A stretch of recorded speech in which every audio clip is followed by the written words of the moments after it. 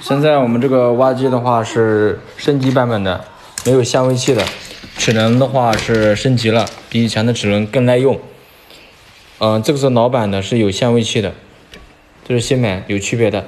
我们给大家测试一下这个性能。新版的话挖堵的幅度是更大，老版的话就是幅度没有这么大，所以装载能力就是更好一点。这个是声光打开、声光关闭，这个是炮嘴锤的开关，前进、后退，这是无线旋转。